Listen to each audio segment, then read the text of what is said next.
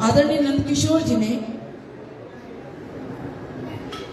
यहाँ पर जो एकत्र किया है उस कार्यक्रम के विषय में आपको जानकारी देते हुए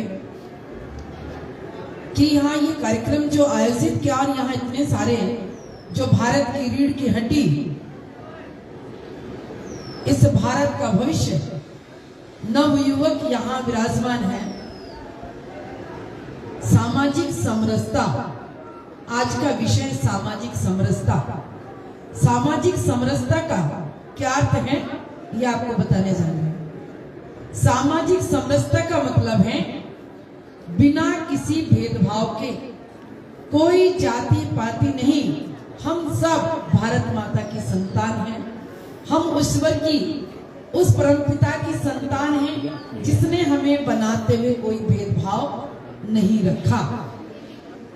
तो सामाजिक समरसता की हमें आवश्यकता क्यों है?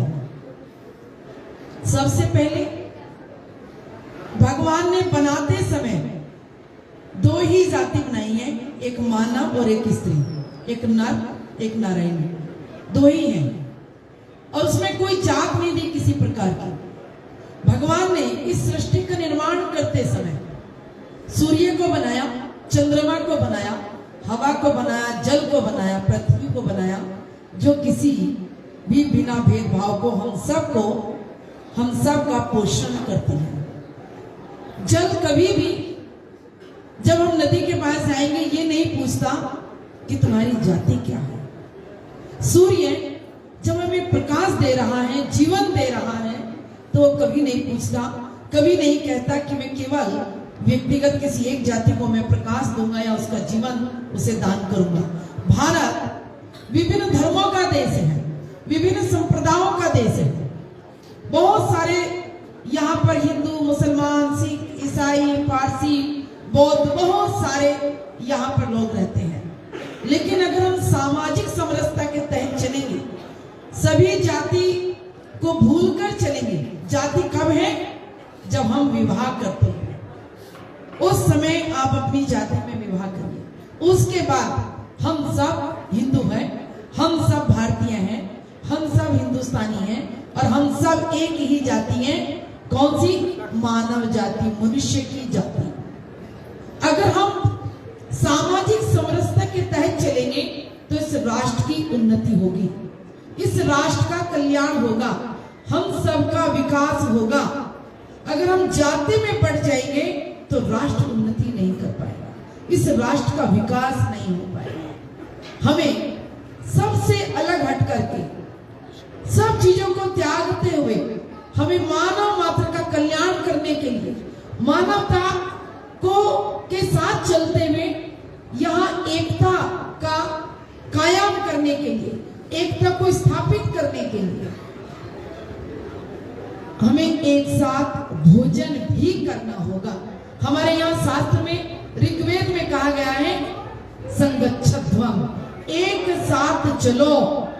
आपके मन और विचार जब एक हो जाएं, तब हम एक दूसरे के साथ बैठकर भोजन करते हैं, एक दूसरे की बात मानते हैं, एक दूसरे के साथ रहते हैं। दूसरा एक कहा गया, ओम सहना भवतु सहनो भुनक्तु सह वीर्यं करवावहै तेजस्विनावधीतमस्तु महाविमिंसावहै। ओम शांति शांति शांति। हम गुरु और शिष्य परंपरा में रहे, हम एक साथ बैठे, एक दूसरे का ख्याल रखें, एक साथ भोजन करें, एक साथ हमारा सबका विकास एक साथ होगा, कोई छूटेगा नहीं। भगवान श्री राम ने सामाजिक समरसता के वो नायक थे। भगवान श्री राम सामाजिक समरसता के साथ साथ चले। जब उनका वनवास हुआ, जब उन्होंने पिता की आज्ञा का पालन करते हुए 14 वर्ष का वनवास के साथ जब चले, तो भगवान श्री राम जब चले तो उनके साथ जब वो वन में गए तो वनवासी उनके मित्र हो गए, वनवासी उनके सेवक हो गए, वनवासी उनका परिवार हो गया। जहां जहां से भगवान श्री राम निकले तो आप उठाइए, उन्होंने शबरी का कल्याण किया, उन्होंने अहिल्याबाई का कल्याण किया। कहीं भी आप चले जाइए, उन्होंने अहिंसा को पत्थर से एक साथ उनमें प्राण डाल दिए। तो ये एकता का, सामाजिक समरसता का वो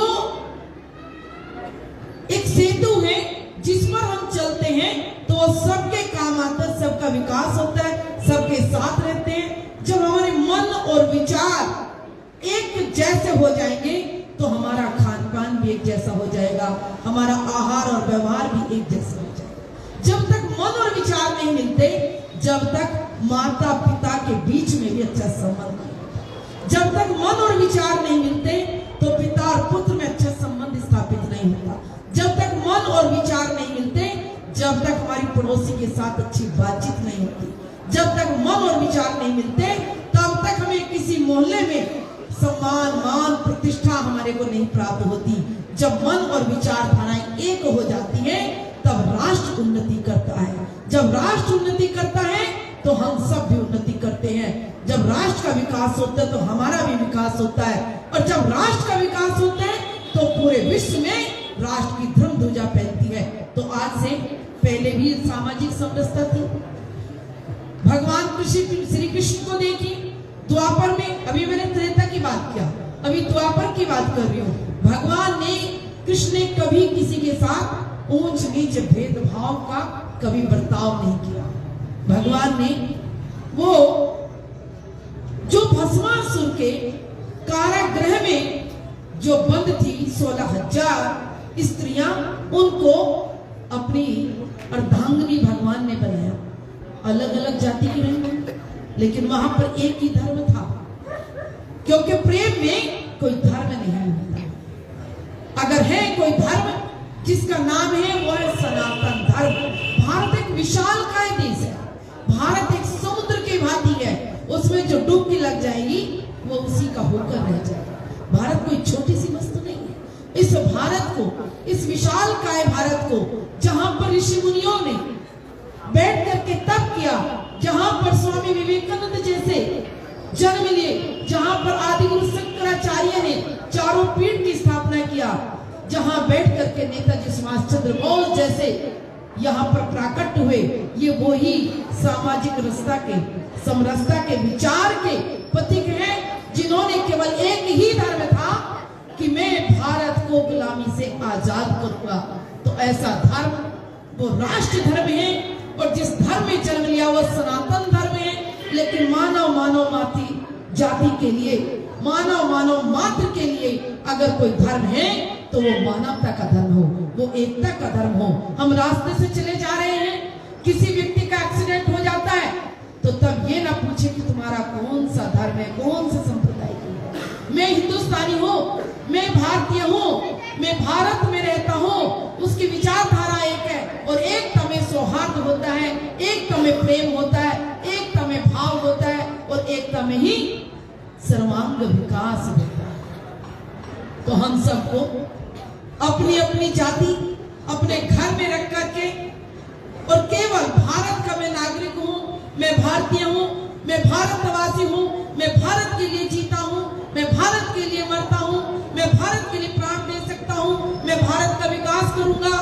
जब आप सबके मन में ये विचारधारा आ जाएगी तो भारत विश्व गुरु बनने से उसे कोई नहीं रोकेगा। और जब बात आ जाएगी मैं हिंदू हूँ, मैं मुसलमान हूँ, मैं ब्राह्मण हूँ, मैं सिख हूँ, मैं ईसाई हूँ, तो फिर सब लोग आरक्षण में बट करके बंटवारा हो जाएगा। जिसको जहां पहुंचना है वो वहां नहीं पहुंचेगा। तो प्रिय बंधुओं, मेरे यहाँ पर मेरे पुत्रवत यहाँ छोटे छोटे नौजवान बैठे हुए हैं। आप भारत का भविष्य, आप भारत की रीढ़ है। हमारी दृष्टि आपके ऊपर है कि आप अपने जीवन में सामाजिक समरसता लाएं, अपने मोहल्ले में, अपने आसपास एक ही विचारधारा को लेकर चले कि हम हिंदू हैं। अगर भारत में यह संकल्प नहीं हुआ, हर बच्चे ने यह संकल्प धारण नहीं किया, तो भारत पीछे रह जाएगा, हमारी उन्नति में अवरुद्ध हो जाएगा, हमारा विकास में अवरुद्ध हो जाएगा। तो हम सब, हमारा धर्म, सनातन धर्म, वो यही शिक्षा देता है, एक साथ चलो, एक साथ बैठो, एक साथ खाओ, एक साथ रहो। मैं अपनी वाणी को विराम देती हूँ। मेरे विचार को आपने ध्यान से